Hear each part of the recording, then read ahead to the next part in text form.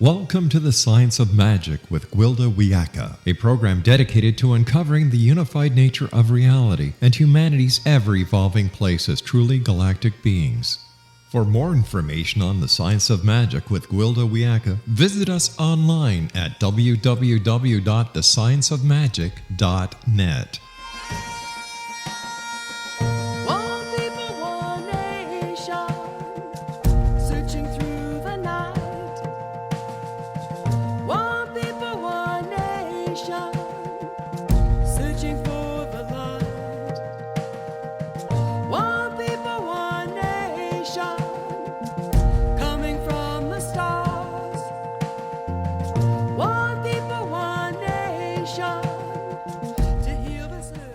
Hello, and thank you so much for joining us on the Science of Magic, coming to you through the X-Zone Broadcast Network, www.xzbn.net. We can also be found on www.thescienceofmagic.net. I'm your host, Gwilda Wiyaka. This hour we'll be exploring Iktomayo, or spider. One day over 40 years ago, I was moving stacked wood to start a lodge fire under my teacher's watchful eye. He taught me not to carelessly throw the wood around. One must show respect to the standing people who offered up their lives for the sacred Inipi ceremony. Each stick and log has a blessed place in the fire and must be handled with reverence. It was the first time I was granted the honor of being firekeeper, so I was taking great care to do it right. Suddenly, a spider dashed out from under the log I'd picked up, ran across my wrist, webbed herself to the ground, and disappeared in the brush. To my utter humiliation, I squealed and dropped the wood. Rather than chastising me as I fully expected, my normally silent Lakota teacher said, Iktomayo, wrote the first alphabet. She's also the weaver of all reality. No matter how I questioned him in the issue, he would say no more. I've pondered his statement ever since. Most every culture on the planet has a shamanic practice at its roots. While practices vary from culture to culture, they have an amazing amount of factors in common. One of those is the shamanic journey trance. This altered state of consciousness is an interactive dream, whereby the information found at the quantum level is translated through the imagination to the brain by the way of the shamanic metaphor. This metaphor or mystical story is also common to all shamanic practices. As a budding shamanic practitioner studying under my Lakota teacher, I experienced extreme frustration. First, when his only answers to my questions came in the form of seemingly unrelated stories from his tradition. And later, when I would go into the shamanic journey with a clear question, only to receive another seemingly unrelated story. Why can't anyone just answer my questions? I raged one day while we were harvesting sage. It was not the first or the last time I voiced that complaint. Because your mind is not ready to hear what your heart already knows, he patiently responded, before continuing to offer tobacco to a sage plant in his quiet, mindful way. Again, no matter how I nagged, he would say no more. I was angry with my old teacher when he died while I was still in training, leaving me without the answers I sought. In actuality, he left me with a treasure trove of stories that have deepened in meaning throughout my life, granting the answers I need at any given time in a form that I can receive them. Woven into his stories were ever-deepening truths that I'm still uncovering. These stories expanded with meaning as I contemplated them. With the expansion comes a broadening of what's possible in my world. Iktomayo became one of my major totems, though I'm just now coming to understand why. At the time, I didn't particularly like spiders, but at least I knew she had chosen to jump from that log onto my wrist during the ceremonial preparation of my first lodge fire for a very, very specific reason. Iktomayo not only gives us the ability to store information through language, but the capacity to create reality through story. If you can't imagine a thing, it does not exist for you. If it does not exist, you can't interact with it. We're crippled by the limits of our own imagination. Yet once imagined, it can be created. What is the science behind Iktomayo's amazing ability to weave reality and expand possibility through language? Our guest this hour is a scientist and a mystic who has deeply explored that very question. Mehl-Madrona, MD, PhD, is a physician and executive director of Coyote Institute for Studies of Change and Transformation. The author of numerous books, including the Coyote Trilogy, he addresses healing practices from Lakota, Cherokee, and Cree traditions and how they intersect with conventional medicine. Lewis has been writing about the use of imaginary and imagery and narrative healing since the 1980s, and with his co-author, Barbara Mainguy, MA, has recently released his latest exciting and groundbreaking work, Remapping Your Mind, the Neuroscience of Self-Transformation through Story.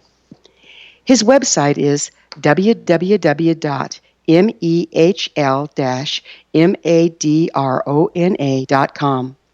I will introduce our very special and knowledgeable guest, Dr. Lewis Mehl-Madrona, and his amazing new work, Remapping Your Mind, after this short break.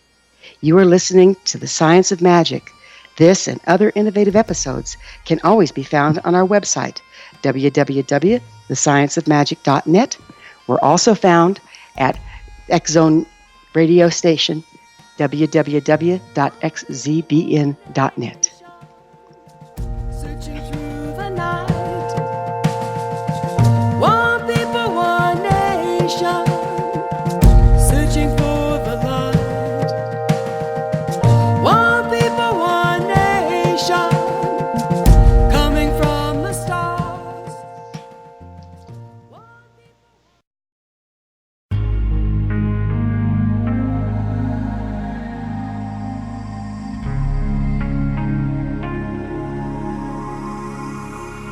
The scientist and the mystic have been on an age-old, relentless search with one thing in common. They seek truth. Their paths converge in the 40,000-year-old practice of shamanism, an ancient science delving to the quantum level of life, facilitating healing, manifestation, and evolution. I'm Gwilda Wiyaka, the founder and director of Path Home Shamanic Arts School, a unique Colorado State-certified occupational school training shamanic practitioners and teachers.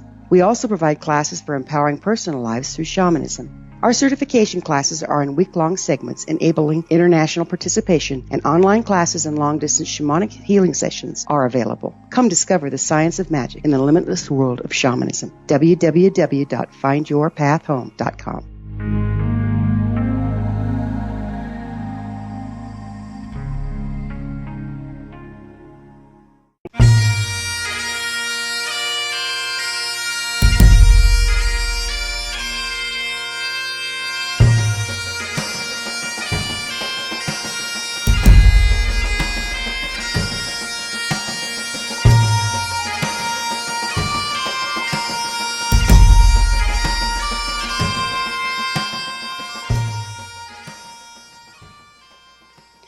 Welcome back. This is The Science of Magic, dedicated to unification and evolution of consciousness. I'm your host, Gwilda Wiyaka. Our guest this hour is Dr. Lewis Mehl-Madrona, author of Remapping Your Mind, the Neuroscience of Self-Transformation through Story. I have to tell you, Dr. Madrona's eloquent, grounded, and scientific approach to the magical power of story is a profound contribution to allopathic medicine. His ability to approach the subject as a medical doctor and a practitioner coming to medicine from indigenous origins is a much-needed bridge between science and magic. Lewis, thank you for your courage and commitment behind all you offer the planet at this time, and welcome to the Science of Magic. Thank you for having me. I've been excited about this because you've written quite a few books, the Coyote Trilogy as well as your latest one here. What are the other ones you've written, Lewis? There's a book called Narrative Medicine, and then a book called The Healing Power of Story, The Promise of Narrative Psychiatry, and an older book called Mind and Matter, Foundations of Holistic Health. Well, it sounds like this subject of the link between science and the narrative story is a favorite subject for you. Is that correct? It is. I'm excited by story because it ties together the indigenous world and the world of neuroscience. Because neuroscience has stumbled on story as the essential template for memory in the brain, and the way in which really the brain functions best is through the manipulation of story. And indigenous people have known this for probably centuries. It's amazing how story has been an integral part of all of our indigenous peoples worldwide. I know even the Grimm fairy tales were actually shamanic journeys, and that's why they're a little scary sometimes. But these stories or these journeys are recorded then for us to have a template to tune ourselves to in order to take in information beyond our experience. Is that the way you view it? It is, and it's interesting that you say that because I met a couple of Huichol elders once upon a time, and we were chatting, and they told me that they wouldn't give peyote to gringos until they'd lived with them for a year and heard all the stories. They said you need to hear all the stories in order to know how to interpret your vision so you don't go bonkers. That is so amazing because, Yeah.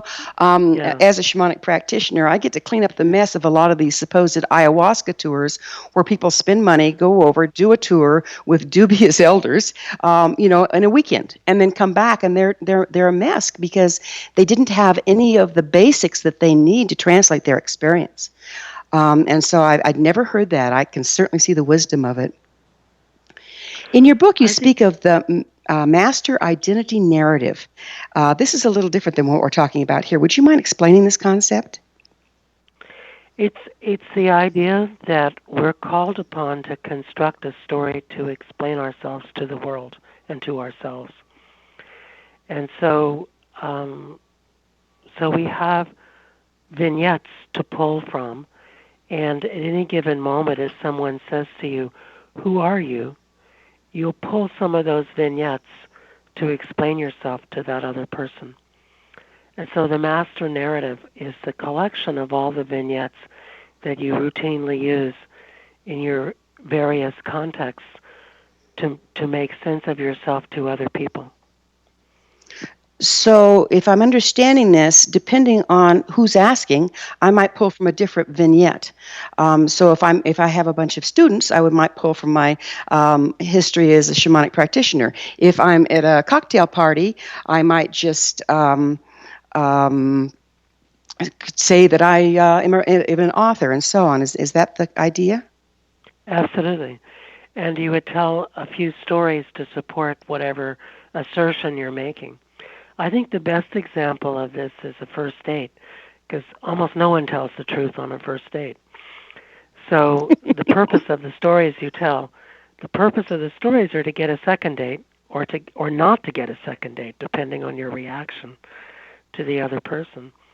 And so it's a highly edited narrative, identity narrative that's presented, which is why one of my teachers, Carl Whitaker, said that for the first year of a relationship, he said, you don't actually encounter the other person. You spend the first year looking in a mirror. That's a concept. Can you go a little deeper into that for me? Sure. The idea is that we try to set our stories onto other people. So we try and cast other people into the roles that we need them to play. And we don't always take into account what roles they want to play. And so when you fall in love with someone, you imagine that they're the perfect character to play the role that you need of lover, soulmate, whatever words you've chosen. And so you set your stories about what lovers are, what soulmates are, what partners are onto this person, and they may not fit. There may be roughness around the edges. And Carl used to say that it takes about a year to actually notice the other person's stories, that they might be different from the ones you're imagining that they're telling. So he recommended 2 years courtship, because if you still like them in 2 years, then you'll probably like them forever. I can certainly see the wisdom of that. So what I'm hearing you say, Louis, is that we really spend more time casting other people in the role that fits our narrative than what they might be living.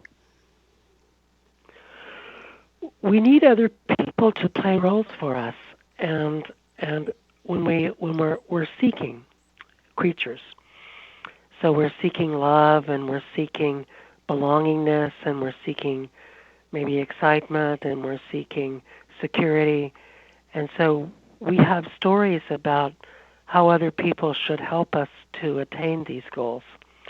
And so when we meet other people, sometimes we move too quickly to cast them in our play, and they may not fit the role, but typically we haven't learned to be good listeners.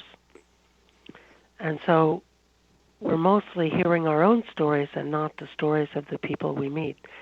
So part of building what's called narrative competence is learning how to carefully listen to the story of another person without judging it, interpreting it, or trying to make it one of your stories, but just taking in what the other person is saying and contemplating that story until understanding grows. I remember a lot of Native elders I've worked with have that kind of approach, the ability that they have to deeply listen. I mean, I know my teacher would lean forward, close his eyes, and kind of block out the world, and you thought, is he going to sleep? But actually, he was just giving your story, if you will, I guess, absolute, full, and undivided attention. Why do you think we've lost that, and how can we regain that ability? Well, I think it's part of modern culture that we're in a hurry. And I think, if you think about relationships, somewhere in the 30s, people started to want to fall in love instantly. And the movies of the 40s and the 50s are all about love at first sight. I think about How to Marry a Millionaire is a famous movie that fits that genre, or Three Coins in a Fountain, or the list goes on and on. And we want everything to be immediate. We want instant enlightenment, instant love, instant security, instant wealth. And indigenous people would tell you that these things don't come quickly, and you know probably from your own experiences that it takes a while to work at learning a tradition. It takes 20 years, even 30 years, to learn an indigenous tradition, and sometimes maybe we never feel like we've learned it, but we just discover that we're the oldest person in the room, and everybody thinks we know it, and so we just have to pretend like we're smart. But that's so different from this idea that everything should happen immediately. And I think that's when you talk about the ayahuasca weekends, that it's really that genre of the story that says that we can get it right away, right now, immediately, without having to spend a long time and work hard at it. And that may not be a good survival story. How do you mean a survival story? Well, it turns out that these instant gratification stories are often associated with environmental destruction. And so when we talk about instant enlightenment stories, we see, as you mentioned, sort of destruction of the integrity of the individual. But when we talk about instant wealth stories, we see destruction of the environment, so that greed destroys the earth. And so if we're willing to do things slowly, we're willing to do things more ecologically. We're willing to grow plants more slowly without chemical fertilizers. We're willing to work with the bugs without insecticides and pesticides. We're willing to work a little harder. It's harder work to grow food without insecticides, pesticides, and fertilizers. But it's ever so much more rewarding. We're going to have to take a little break here, Louis. We'll return to our discussion after this short break. You're listening to The Science of Magic. I'm your host, Gwilda Wiyaka. Do you want to hear more Other innovative episodes can always be found on our website, www.thescienceofmagic.net. We'll return to this riveting discussion with Lewis after this short break.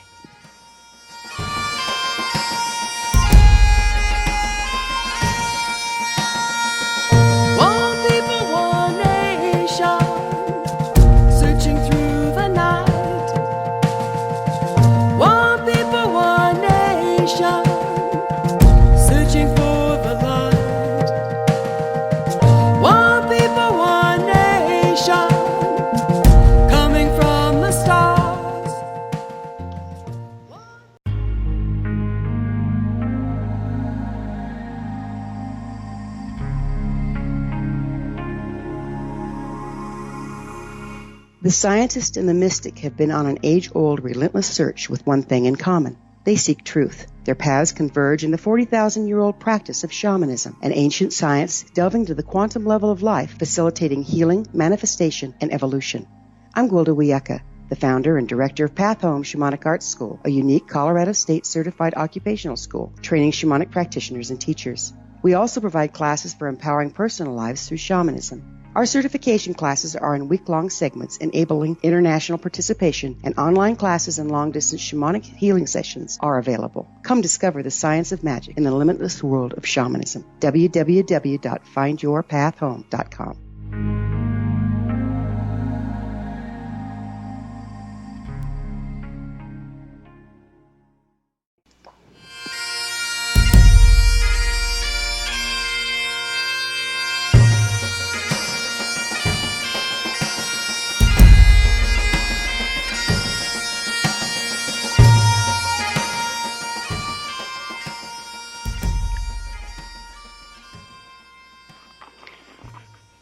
Welcome back. This is the Science of Magic, a place where magic and science come together to promote enlightenment. We can be found on www.thescienceofmagic.net. I'm your host, Gwilda Wiyaka. Our special guest this hour is physician and author Dr. Louis Mehl-Madrona, author of Remapping Your Mind. His website is www.mehl-madrona.com. Welcome back, Louis. I've got a quick question for you here.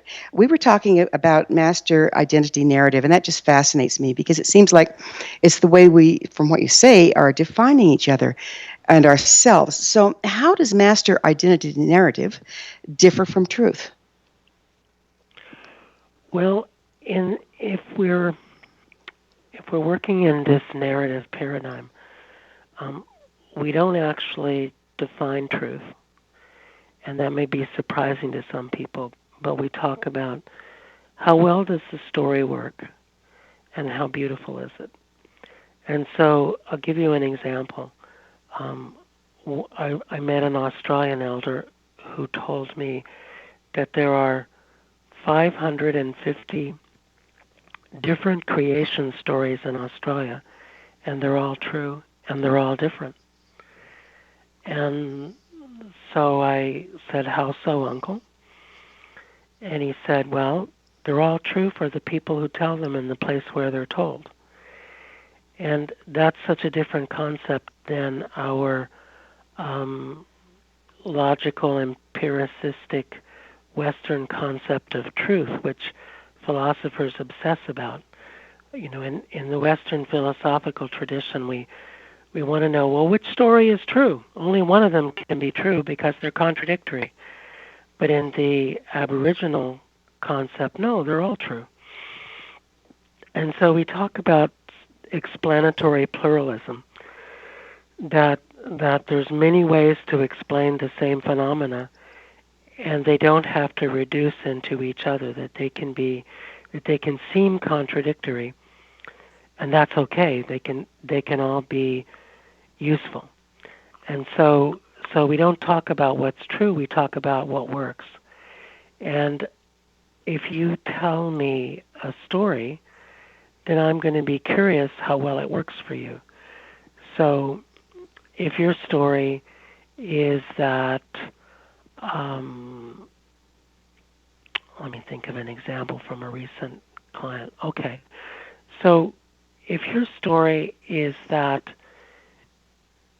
you fall in love right away with exciting male characters, and they're a little bit edgy, and they're a little dangerous, and just like in Pride and Prejudice, you work the edginess and the dangerousness out of them, leaving the perfect partner. I met someone recently with that story. It's an interesting story. It worked well in Pride and Prejudice, and it worked well in Wuthering Heights. But I asked her, how well has it worked for you? And she had to think about it, and she said, well, I haven't found anyone that I want to stay with long term yet.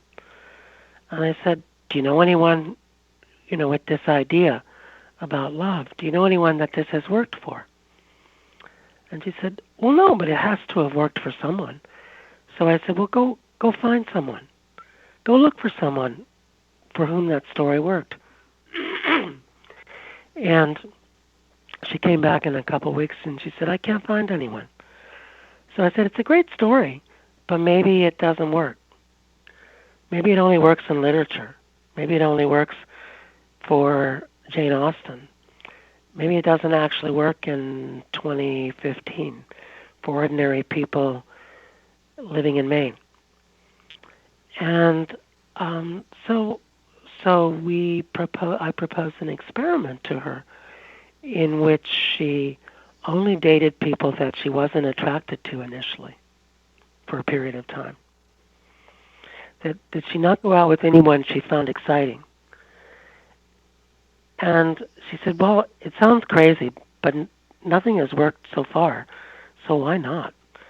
So it turned out that the experiment was wildly successful. She ended up meeting the right guy, started dating him eventually. They got married, things are going well. And it was just that she had a story about how to identify the right guy and then change him that didn't work. And because the kind of guy that she wanted was not edgy or dangerous, but at first those kind of guys didn't seem very interesting. So we wouldn't say, well, what's the true story? We would say, so how's that working for you? And actually it's quite aesthetic. I mean, it's a beautiful story. It just wasn't working very well. So it's a different way of thinking in which we really recognize that it's probably impossible to say what's true. So how about the reverse of this? Do we restrict ourselves to our stories and recreate the same undesirable outcome? We do, because as you've probably heard, the evil that we know is better than the evil that we don't know.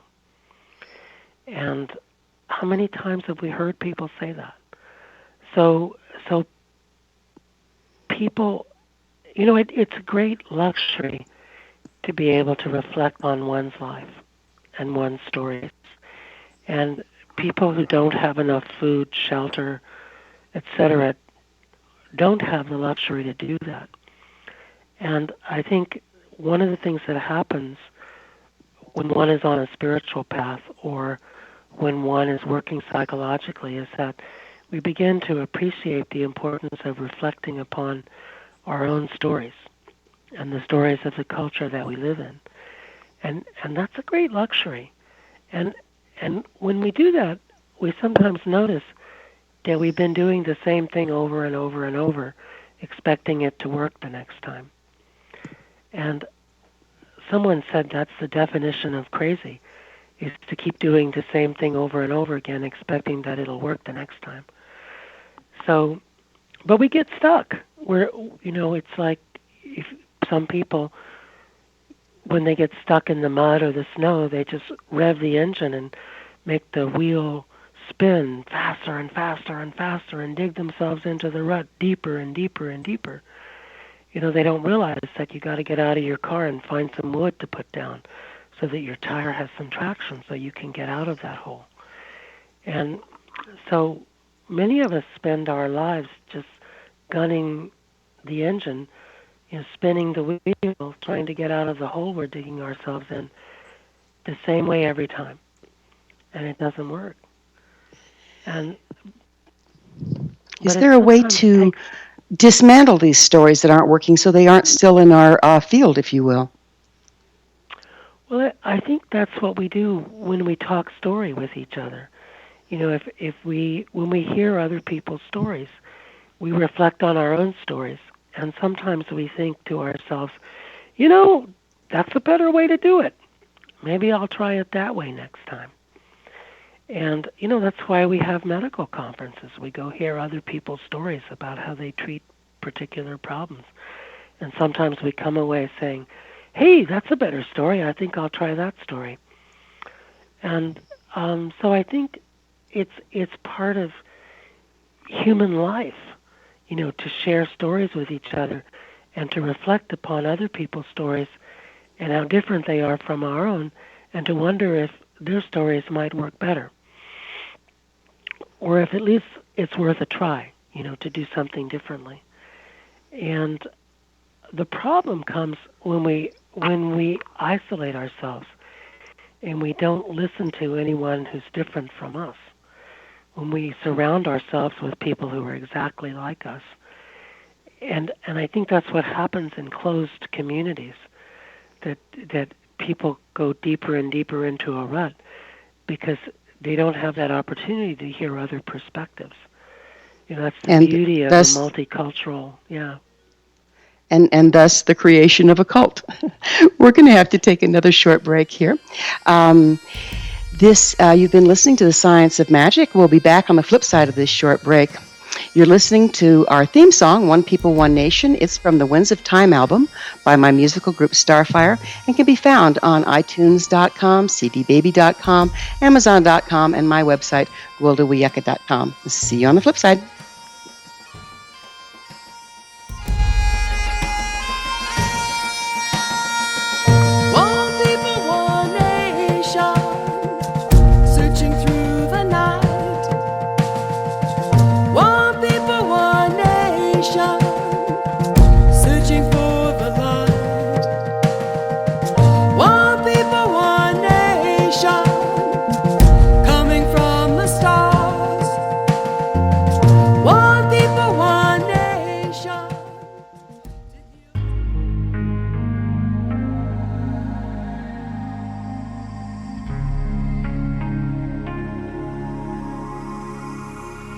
The scientist and the mystic have been on an age-old, relentless search with one thing in common. They seek truth. Their paths converge in the 40,000-year-old practice of shamanism, an ancient science delving to the quantum level of life, facilitating healing, manifestation, and evolution. I'm Gwilda Wiyaka, the founder and director of Path Home Shamanic Arts School, a unique Colorado State certified occupational school training shamanic practitioners and teachers. We also provide classes for empowering personal lives through shamanism. Our certification classes are in week-long segments enabling international participation, and online classes and long-distance shamanic healing sessions are available. Come discover the science of magic in the limitless world of shamanism. www.findyourpathhome.com.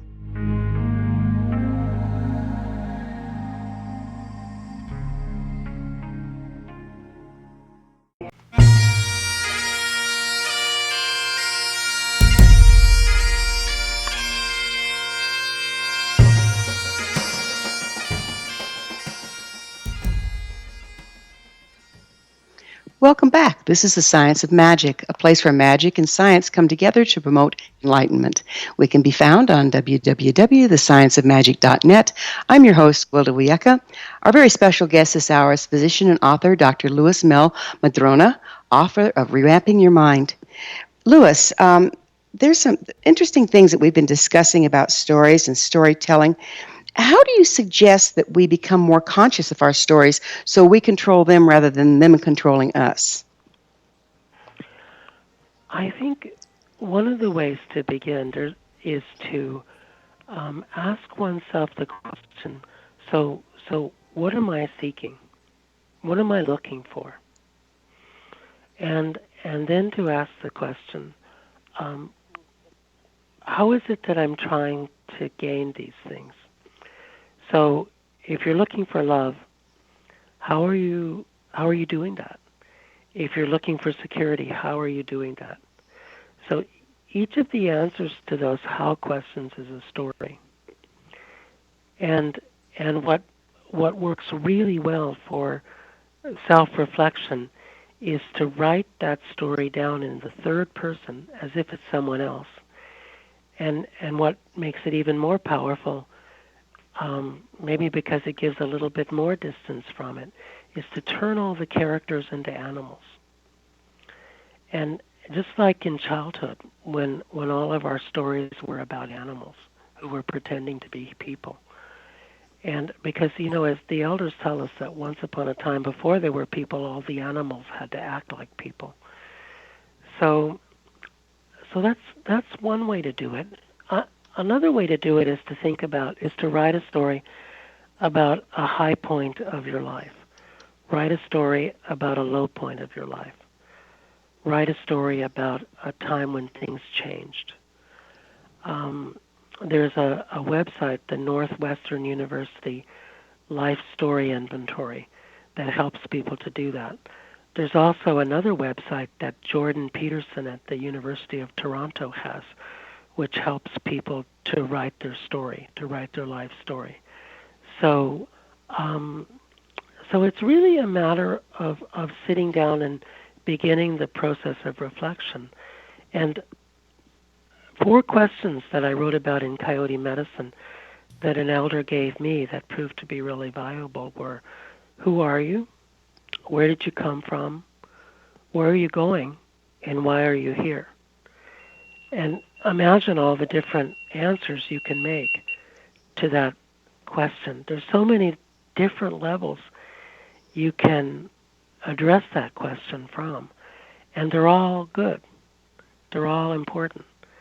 And so I think the first step is to take the time to play with story. I like that. You mentioned that people can change each other's brains by telling each other stories. How does that happen? When you tell a story, you activate the same parts of the brain in the other person that are activated in you with about a 6-second delay. It's called speaker-listener neurocoupling. And so there's story mirror neurons. And so when we activate someone else's brain, we perhaps slightly, but nevertheless significantly, make it more likely that those areas will activate again. And the more those areas activate, the more likely they are to activate, which is called Hebsian learning, which is a part of neurophysiology. And so the more you tell someone the same story, the more they incorporate it, the more it becomes their story. Unfortunately, this is what they do in brainwashing. But, the neurophysiology can be used for good or evil.